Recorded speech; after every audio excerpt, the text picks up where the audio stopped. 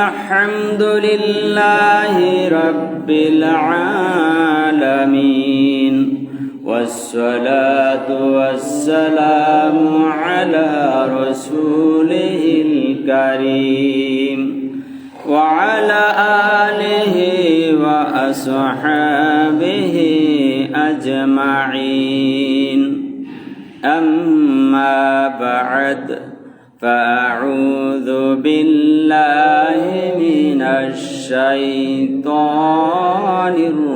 الرجيم بسم الله الرحمن الرحيم يا أيها الذين آمنوا اجتنبوا كثيرا من الظن إن بعض الظن إثم ولا تجسسوا ولا يغتب بعضكم بعضا أيحب أحدكم أن يأكل لحم أخيه ميتا فكرهتموه وقال النبي صلى الله عليه وسلم عن أبي هريرة رضي الله عنه عن النبي صلى الله عليه وسلم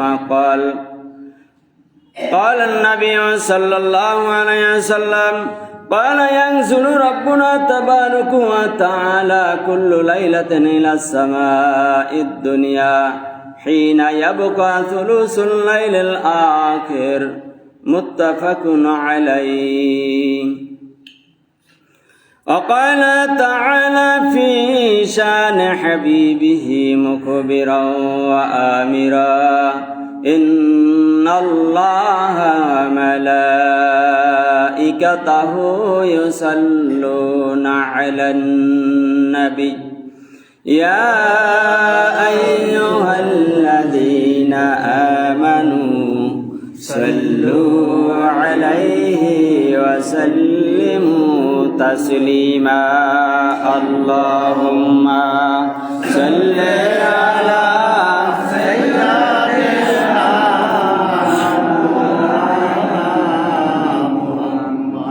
وعلى آل سيدنا شافعنا محمد দিল থেকে বলুন اللهم صل على سيدنا مولانا محمد وعلى آل سيدنا شافعنا محمد আরশ কুরসি লৌহ কলম সৃষ্টি যাহার মুসিলায় নিজে আল্লাহ খুশি হইয়া নাম রাখলেন তার হাবিবুল্লাহ আল্লাহুম্মা সাল্লি আলা সাইয়্যিদিনা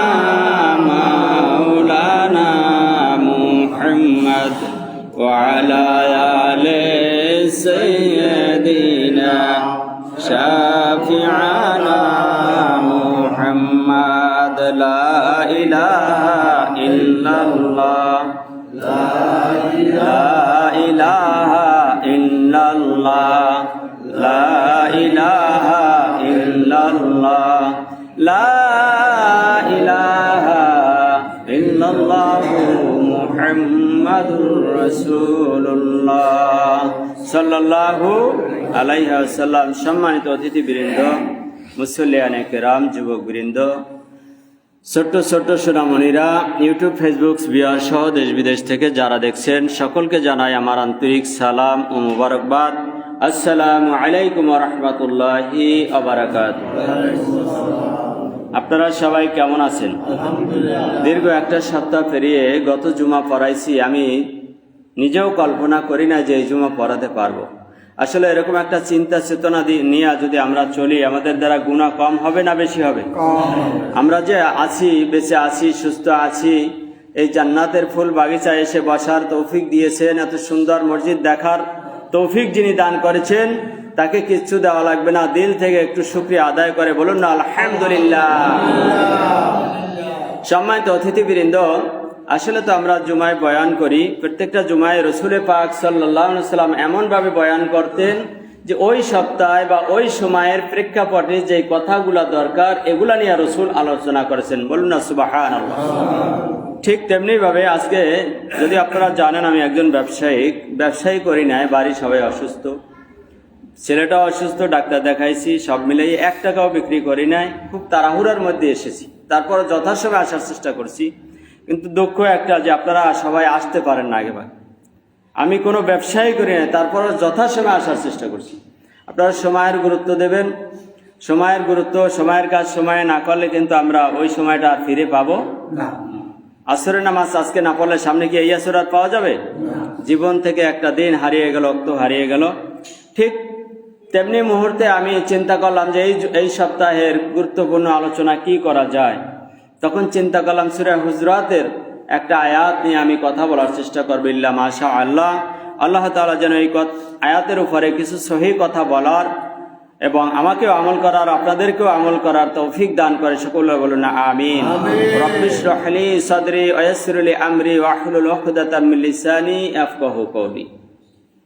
সম্মানিত অতিথিবৃন্দ, আমরা আল্লাহ তাআলার শুকরিয়া আদায় করলাম, আলহামদুলিল্লাহ। আল্লাহ তাআলার যে পবিত্র কোরআন থেকে যে আয়াতখানা তেলাওয়াত করেছি আপনাদের সামনে, 26 নম্বর পারা সূরা হুজরাতের 12 নম্বর আয়াত। কয় নম্বর আয়াত? 12 নম্বর। এই 12 নম্বর আয়াতে আসলে মদিনায় রসুল হিজরতের পরপর নাজিল হয়েছে। এই আয়াতের মধ্যে আল্লাহ তাআলা বিশ্বের মুসলিম জাহান, বিশ্বের মুসলমানেরা কিভাবে তাদের চরিত্র গঠন করবে, কিভাবে শৃঙ্খলাবদ্ধভাবে একে অপরের সমাজের মধ্যে সুন্দরভাবে চলাফেরা করতে পারে, মহব্বত বাড়তে পারে, ভ্রাতৃত্বের বন্ধন বাড়তে পারে, এই নিয়ে কথা বলেছেন। বলুন না সুবহানাল্লাহ। পৃথিবীর এমন কোন গ্রন্থ পাবেন না যেখানে এত সুন্দর ভাষায় কথা আছে, যেটা আমল করলে মানুষের মধ্যে শান্তির জান্নাত দুনিয়ায় নেমে আসে। বলুন না সুবহানাল্লাহ। একমাত্র কোরআন এবং হাদিস দিয়া যদি মানুষ পরিচালিত হয়, তার মতো জান্নাতি মানুষ, ফেরেশতার মতো মানুষ আর আসমানের জমিনের নিচে নাই। কন্যা সুবহানাল্লাহ।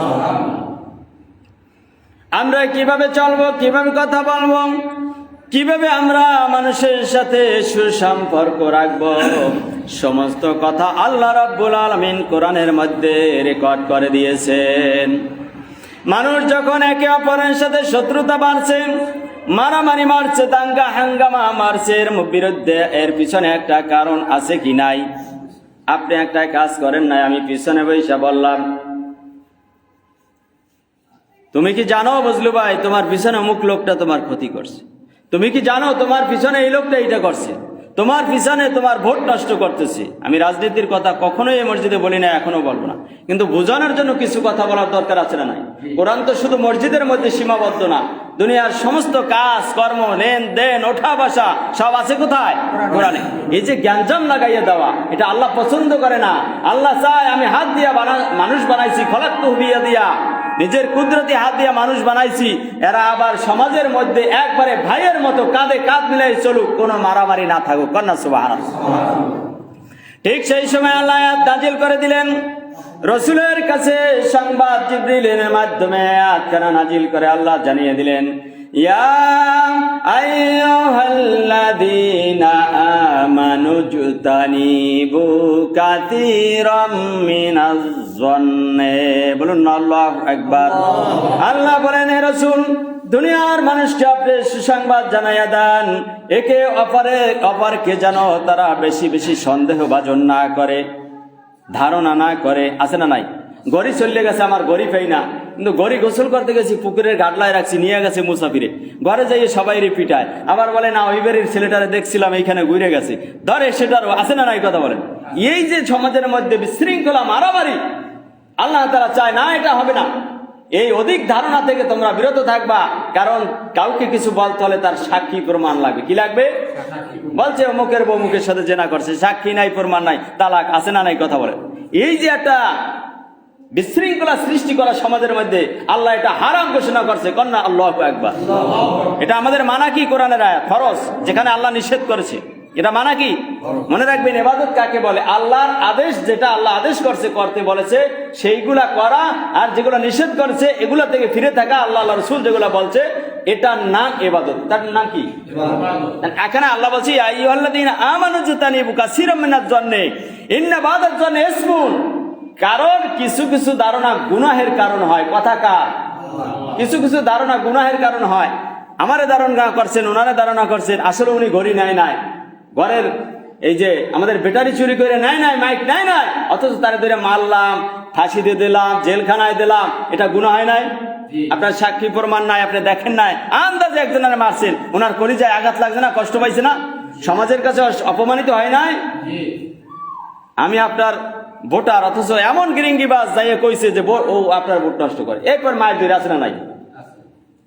শোনেন, ভালোবাসা দিয়া যেটা পাওয়া যায়, মাইরা দইরা জবাই করে সেটা পাওয়া যায় না। এই কথাটা আমি প্রায় বলি মসজিদে। আল্লাহ বলছেন না বাদার জন্য ইসমুন, কিছু কিছু ধারণা গুনাহ হয়ে যায় কারণ তুমি দুর্ঘটনা ঘটাইয়া ফেলো। এই কথাগুলা কার? তাহলে আজকে থেকে আমরা আর সাক্ষী প্রমাণ ছাড়া ধারণা করবো না। রাজি আছি ইনশাল্লাহ? উপযুক্ত সাক্ষী প্রমাণ লাগবে। অনেক সময় আবার দেখবে পেঁয়াজের দাম বাইরে গেছে, মহিলারাও দৌড়ায় একবারে কাপড় চোপড় ধুইয়া আনার জন্য, আছে না নাই? তেলের দাম বাইরে গেছে, দৌড়ায়। সাক্ষী প্রমাণ আছে? উপযুক্ত প্রমাণ লাগবে, অন্যথায় আপনি 10,000 টাকার পেঁয়াজ কিনে রাখছেন, ধরা খাই যাওয়ার সম্ভাবনা আছে না নাই? এই জন্য প্রত্যেকটা কাজে আমাদের দলিল লাগবে, সাক্ষী প্রমাণ লাগবে। আন্দাজে এগুলা মানা জায়েজ নাই, আল্লাহ নিষেধ করছেন। এই কথাটাও কোরআন শরীফের মধ্যে আছে। এই হুজরাতেরই 6 নম্বর আয়াতের মধ্যে আল্লাহ এই কথাটাও বলছে, ওই যে পেঁয়াজ কিনতে দৌড়াই, তেল কিনতে আন্দাজে শুনে, ইয়া আইয়ুহাল্লাযীনা আমানু ইন জাআকুম ফাসিকুম বিনাবাইন ফাতাবায়ানু। বলুন আল্লাহু আকবার। আল্লাহ বলেন ইয়া আইয়ুহাল্লাযীনা আমানু ইন জাআকুম ফাসিকুম বিনাবাইন, যদি কোনো ফাসিক ফুজ্জারের মুখ দিয়ে এমন কথা বের হয়, পেঁয়াজের দাম বেড়ে গেছে, সয়াবিন তেলের দাম সামনে মাসে ডাবল হয়ে যাইবে, আর সবাই দৌড় মারছে, এরকম সুসংবাদ ছড়াই দেয় কিনা অনেক সময়? আল্লাহ বলে না, ইন জাআকুম ফাসিকুম বিনাবাইন ফাতাবায়ানু, দলিল প্রমাণ যাচাই বাছাই কইরা বিশ্বাস করবা, আন্দাজে বিশ্বাস করা যাবে। কথা কার? মানা কি? তাহলে মানুষের কথায় দৌড় দেবো? মানুষের কথায় বউরে পিটাবো? প্রমাণ দরকার আছে না নাই? আন্দাজে একটা কথা, তোমার স্বামী এইটা করছে, তোমার স্বামী সৌদি আরব বিয়া করছে, এদিক দিয়ে বউ ভাগ্যে যায়, রাগ হই, আছে না নাই? আন্দাজে কথা, তারা মায়ের মা বোন আমার কথা শুনছেন, তাদেরকেও বলছি, আন্দাজে স্বামীর বিরুদ্ধে কথা বললে সেটা মাইনে নেওয়া যাবে? সাক্ষী প্রমাণ লাগবে, দলিল লাগবে, উপযুক্ত প্রমাণ লাগবে, অন্যথায় আল্লাহ নিষেধ করছে। এইভাবে কাজের মধ্যে কোনো শান্তি। ফাতাবায়ানু আন তুসিবু কওমান বিজাহালাতিন ফাতুসবিহু আলা মা ফাআলতুম নাদিমিন। আল্লাহ বলে, যদি যাচাই বাছাই না কইরা একটা কাজ কইরে ফেলো, পরে অনুতপ্ত হবা, হায় হায় আফসোস, আমি রাগ হইয়া স্বামীরে, নির্দোষ স্বামীরে আমি ভুল বুঝা মানুষের কথা মতো আজকে ডিভোর্স করলাম। এরকম হয় কি হয় না? না বুঝে অমরকে পিটান শুরু করলাম, না বুঝে অমরকে হত্যা করলাম, ও তো আমার শত্রু না, এখন তো যাচাই বাছাই করে দেখলাম আসলেও আমার বন্ধু। কি হয় কি হয় না? যে না যাই না আন্দাজে একজনে ধরবেন না। আমরা আল্লাহর রাস্তায় মাপ চাই। আল্লাহ নিষেধ করেছেন, আন্দাজে পূর্বক কোনো কথা বলা যাবে না, মানাও যাবে না। আল্লাহ বলেন ইয়া আইয়ুহাল্লাযীনা আমানু ইজতানিবু কাসীরাম মিনাজ জন্নি ইন্না বাদাজ জন্নি ইসমুন ওয়া লা তাজাসসু ওয়া লা ইয়াগতাব বা'দুকুম বা'দান ওয়া লা তাজাসসু। আল্লাহ বলে তোমরা গোয়েন্দাগিরি করবা না। গোয়েন্দাগিরি বোঝেন? আমাদের দেশে গোয়েন্দা আছে। একটা মানুষ মারা গেলে পুলিশ বা আর্মি ম্যাজিস্ট্রেট বিভিন্ন ছদ্মবেশে ওই সমাজে ঘোরে সত্য কথাটা বের করার জন্য, আছে না নাই? রাতের আধারে দিনে ঘোরে কিনা? এখন এটা করবে গোয়েন্দারা, কিন্তু আমাদের কেলা বলছে গোয়েন্দাগিরি করবা না। তার মানে কি? ওই রকম এক শ্রেণীর মানুষ আছে সবসময় আপনার দোষ খুঁজে বেড়ায়, আপনার বাড়ি খায়, আপনার ঘরে ঘুমায়, কিন্তু আপনার দোষ টুকান পাইতে শোনে। আবার এমনও মহিলারা আছে বেড়ার পাশ দিয়া ফাঁক দিয়া কান পাইতে শোনে, ওই ঘরে কি কি কথা হয় সব কিছু স্বামীর কাছে ডালে, বা আর এক ঘরে যাইয়া পান খাইয়া আবার কয়, আছে না নাই? কথা বলেন। আবার এক ভোটার আর এক ভোটারের বাড়ির দরজায় কান পাইতে যাইয়া শোনে, ঘরের মধ্যে কোন দিকে কি আলোচনা হয়, যাইয়া আবার লাগাই দেয়, আছে না নাই? আচ্ছা বলেন, এইগুলো দিয়ে শান্তি না অশান্তি? আল্লাহ চায় আমরা শান্তিতে বসবাস করি। তার তো একটা ব্যক্তি স্বাধীনতা আছে ঘরে পরামর্শ করার, সেটা আপনি কান পাইতে কেন শুনবেন? যাইয়া কেন বলবেন? কেন গঞ্জাম লাগাবেন? আগেই বলছি রাজনীতির আলোচনা, তবে কোরআন দৃষ্টিতে কিছু কথা বোঝানো দরকার আছে না নাই? এইগুলো জায়েজ না, এটা দিয়ে শান্তি হয় না সমাজে। আপনি আমার বিরুদ্ধে লাগাই দিলেন, আমি আপনার বিরুদ্ধে লাগাই দিলাম, এটা দিয়ে শান্তি হয় না, এটা দিয়ে মারামারি আর অশান্তি হয়, জাহান্নাম হয়। ঠিক কিনা বলেন? আল্লাহ নিষেধ করছে কা বান্দা আল্লাহ কুদরতি হাত দিয়া বানাইছে, এরা শান্তিতে বসবাস করুক। আল্লাহ চায় এমন ভাবে চলুক যাতে শান্তির বাগান জান্নাত দুনিয়ায় আইসে যায়। কন্যা সুবহানাল্লাহ। আমরা রাজি আছি ইনশাআল্লাহ আয়াতগুলো মানার জন্য। ইন্না বাদাত জান্নাতুন ওয়ালা তাজাসসু ওয়ালা ইয়াগতাব বা'দুকুম বা'দান আইয়ুহিব্বু আহাদুকুম আইয়াকুলা লাহমা আখিহি মাইতান। আল্লাহ বলেন, তোমরা একে অপরের গীবত, একে অপরের পিছনে দোষ ত্রুটি বলা থেকে বিরত থাকবা। কথা কার? দোষ ত্রুটি বোঝেন? এখন আপনি বলতে পারেন গীবত করব না, ও তো বয়সকালে নারকেল চুরি করে খাইছে, বলবো না, এটা তো সত্য কথা। আরে সত্য কথা বলাটাই গীবত। ও তো বয়সকালে নামাজ পড়ে নাই, অমুক বারে এটা করছে, অমুক মেয়ের সাথে বাইর করে এনেছে, অনেক কথা থাকতে পারে কিনা একজন মানুষের পিছনে। এখন আমাদের পিছনে দোষ ত্রুটি থাকতে পারে, আল্লাহ যদি মাফ করতে পারে, বান্দা বান্দাকে কেন মাফ করবেন? এটা আল্লাহ বরদাস্ত করতে পারে না। আপনি পাহাড় সমান গুনাহ করেন, মাফ করে কি? এমনও গুনাহ আছে আপনার আমার জীবনে, আল্লাহ প্রকাশ করলে ওই সমাজে আপনি থাকতে পারতেন না। কথা বলেন ঠিক কিনা? সেটাও আল্লাহ মাফ করে। আল্লাহ শুধু মাফই করেন না, আল্লাহ বলে কোন বান্দা যদি চোখের পানি ঝরে কান্দে আর আমার কাছে বলে আল্লাহ সারা জীবন কোন সবের কাজ দেখি না, নেকামল দেখি না, সারা জীবন গুনাহ করতে করতে দাড়ি চুল পাকাই দিছি, আল্লাহ রসুল বলেন। আর বিশ্বনবী একদিন যাইয়ে দেখেন ওমর রাদিয়াল্লাহু সাইয়েদনা ওমর রাদিয়াল্লাহু রসুল ঝরঝরে কাঁদতেছে ঘরে বসা। বলছি ইয়া রাসূলুল্লাহ কাঁদতেছেন কেন? বললে এই মাত্র জিবরিল আমিন আইসা বললে গেছে যে দাড়ি পাকা মানুষগুলা মসজিদে ঘরের কোনায় নামাজে সেজদায় মোনাজাতে পইরা যদি কান্দে আর বলে আল্লাহ সারা জীবন গুনাহ করছি, গুনাহ ছাড়া কিছু দেখি না, তোমার কাছে মাফ চাবো এমন আশা রাখছি না যে তুমি মাফ করতে পারবা, তারপরে তোমার কাছে বলি আল্লাহ আমি জাহান্নাম থেকে মুক্তি চাই। কন্যা সুবহানাল্লাহ।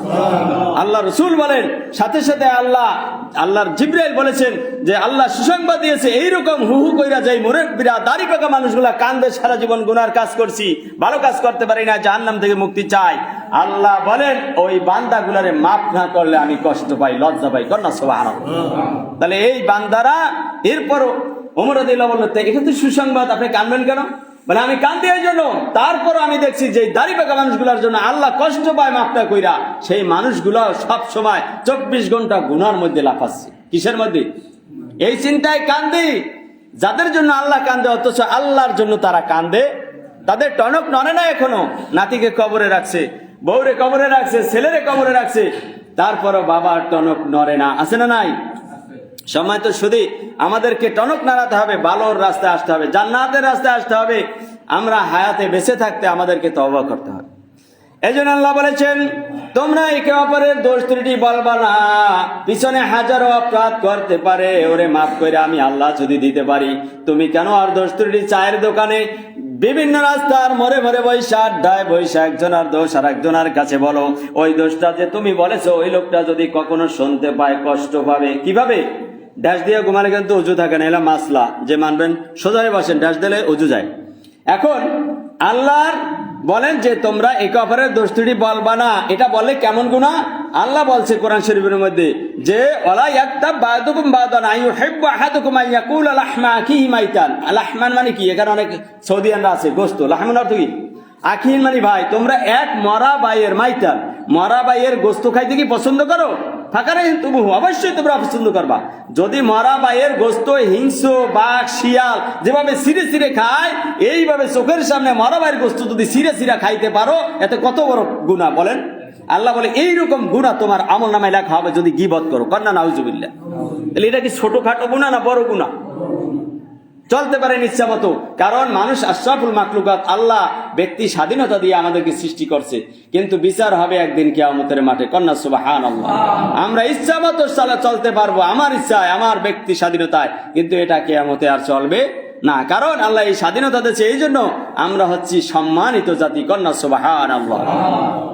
সম্মানিত অতিথিবৃন্দ, এর মধ্যে বলেন ওয়ালা ইয়াগতাব বা'দুকুম বা'দান আইয়ুহিব্বু আহাদুকুম আইয়াকুলা লাহমা আখিহি মাইতান ফাকারিহতুমুহু আত্তাকুল্লাহ ইন্নাল্লাহা তাওয়াবুর রহিম। আল্লাহ বলে আত্তাকুল্লাহ, তোমরা এর থেকে ভয় করো আল্লাহকে। এই যে গীবত করা, একজনে আর একজনের দোষ ত্রুটি পিছনে বলা, এটা থেকে তোমরা ভয় পাও, ভয় করো, এটা ভালো না। আর বলেন এটা বলার মধ্যে কি আল্লাহর কথার অমান্য করার মধ্যে শান্তি আছে? হ্যাঁ, আপনি আমার দোষ কইলেন, আমি আপনার দোষ কইলাম, আসলে এদিকে সমাজে কেউ বাজে না আরো কমে? কি কথা না বাজে? এক প্রার্থীর কথা আর এক প্রার্থীর কানে যাই ঢালিয়ে দিয়েছেন, বানাইয়ে কইছেন, মিথ্যা কইছেন, সত্য কইছেন, এতে কেউ বাজে না কমে? এগুলো করবেন না। সমাজের সুখে শান্তিতে সমৃদ্ধিতে আমরা ভাই ভাই পরস্পর যেন বসবাস করতে পারি। আল্লাহ যাকে কবুল করে সে তো হবেই, তবে আমাদের মেধা অনুযায়ী যে ভালো তাকে দেবেন, এটা হচ্ছে কথা। কিন্তু আমরা কোথাও কেউ লাগাবো না, গ্যাঞ্জাম লাগাবো না, এটা আল্লাহ তাআলা পছন্দ করেন না। সম্মানিত অতিথিবৃন্দ, আমি আপনাদের সামনে একটা হাদিস তেলাওয়াত করেছিলাম, সহিহ বুখারীর হাদিস, আবু হুরায়রা রাদিয়াল্লাহু থেকে বর্ণিত হাদিস। আল্লাহ রাসূল সাল্লাল্লাহু আলাইহি ওয়াসাল্লাম বলেন, আল্লাহ তাআলা প্রত্যেক রাত্রে কুল্লু লাইলাতিন ইলা সামায়েদ দুনিয়া, প্রত্যেক রাতে প্রথম আসমানে আয়। কন্যা সুবহানাল্লাহ। পৃথিবীতে এমন কোন রাজা যত ভোট দেন, যত এমপি প্রধানমন্ত্রী বানান, কেউ দরজা কি রাত একটার পর খোলা থাকে? বন্ধ, পুলিশে ডান্ডা মারবে গেলে, থানায় গেল। এখন অথচ আল্লাহ বলতেছে যে, আল্লাহ রসুল বলতেছে প্রত্যেক রাত্রিতে আল্লাহ তাআলা রাতের শেষ তৃতীয়াংশে, হিনা ইয়াবকা সুলুসুল লাইলিল আখির, রাতের শেষ তৃতীয়াংশে, রাত যখন গভীর হয়, দুনিয়ার সাহায্য বন্ধ হয়ে যায়, তখন বান্দা কোথায় যাবে? ক্যান্সার হয়েছে, চিৎকার মারছে, সিজদায় পড়ছে, কান্দল হয়েছে, তার বিপদ কে দেখবে?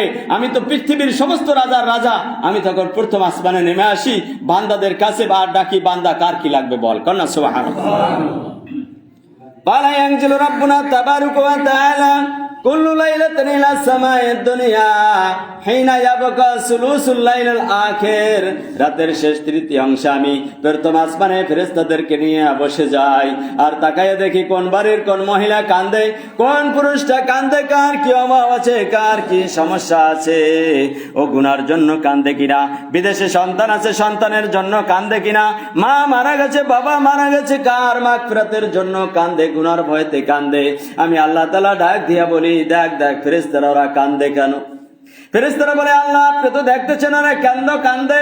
বলে, তারপরে তোদের জবান থেকে শুনতে চাই, এই আদম বানাইতে নিষেধ করেছিল তোমরা, কথা বলেন ঠিক না বেঠিক? ওরা বলছিল বানান লাগবে না, রক্তপাত করবে, মারামারি করবে, মানুষ জবাই দেবে, হত্যা করবে, এখন করে কি করে না? আর তখন আল্লাহ বলছিল, থামো ও ফেরেশতারা, আমি জানি আ'লামু মা লা তা'লামুন, আমি যা জানি তা তোমরা জানো না। কন্যা সুবহানাল্লাহ। এই জন্য লজ্জা দেওয়ার জন্য ফেরেশতাদেরকে ডাক দিয়ে বলে, ফেরেশতারা বল, কেন আমার বান্দা অমুক বাড়ি, অমুক শহীদার বাড়ি, হাওলাদার বাড়ি, এই মহিলা এই পুরুষটা কান্দে, তাকাইয়া তাকাইয়া দেখ ফেরেশতারা কিভাবে থরথরে কাঁপছে আর চোখের পানি ঝরাইয়া কাঁদছে গুনার ভয়।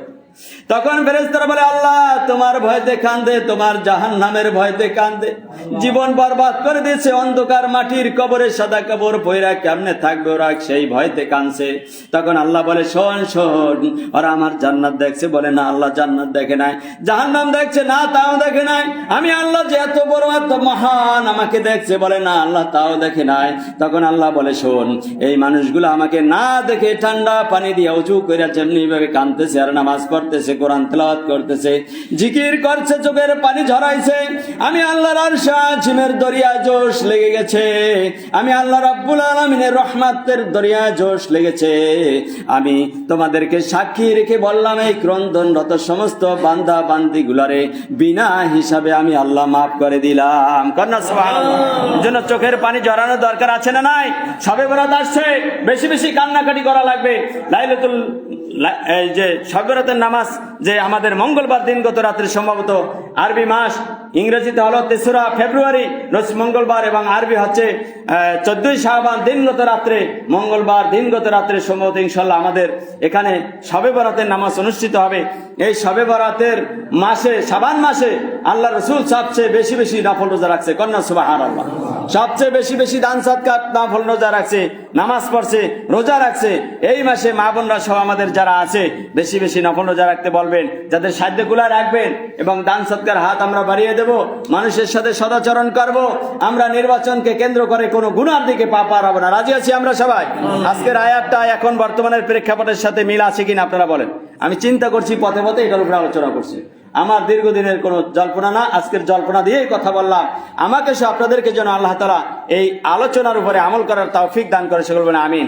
সম্মানিত অতিথিবৃন্দ, আপনারা একটু আগে ভাগে আসার চেষ্টা করবেন, প্রত্যেক জুমায় বলি। এবং আমরা নিজ নিজ থেকে আপনজনদেরকে দাওয়াত দেব এই মসজিদে আলোচনা শুনতে আসার জন্য। আপনারা রাজি আছেন ইনশাল্লাহ? নিজ নিজ থেকে আপন সবাইরই দুই একজন আছে। আপনারা চেষ্টা করলে ইনশাল্লাহ যত মানুষ নামাজ পড়তে হবে আমরা একটা স্বভাব পেয়ে যাব। সম্মানিত অতিথি, আগামী জুমায় যদি সম্ভব হয় আমি নামাজের বাহিরে এবং ভিতরে 13 ফরজ আছে। কয় ফরজ? এইগুলা না হইলে কিন্তু নামাজ হয় না। এগুলো হইতেই হবে। যেমন 1 নম্বরে নামাজের বাহিরে আমার শরীর পাক লাগবে। কি লাগবে? তাতে অজু লাগুক, গোসল লাগুক, এক কথায় বুঝে নেবে, আমার শরীর পাক পবিত্র হইতে হইবে। 2 নম্বরে আমার জামা কাপড় যেগুলো পরবো এগুলো পবিত্র হওয়া লাগবে, পাক সাফ হওয়া লাগবে।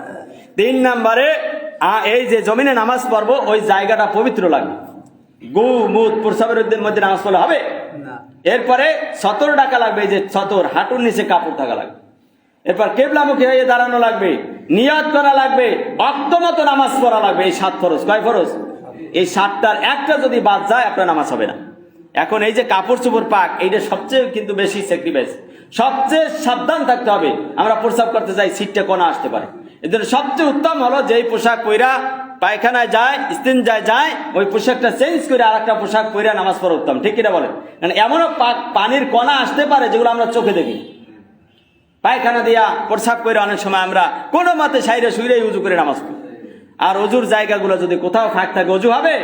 অজু না হলে নামাজ হবে না।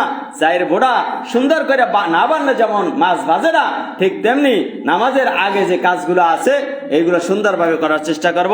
আগামী জুমায় আরো সুন্দর করে এগুলো বুঝিয়ে দেওয়ার চেষ্টা করব। আজকের আলোচনার উপরে আমাকে আপনাদের সবাইকে আল্লাহ তাআলা যেন আমল করার তৌফিক দান করেন। সকল বলে আমিন। সম্মানিত সুধী, শবে বরাতে নিয়ে কোনো কথা আছে?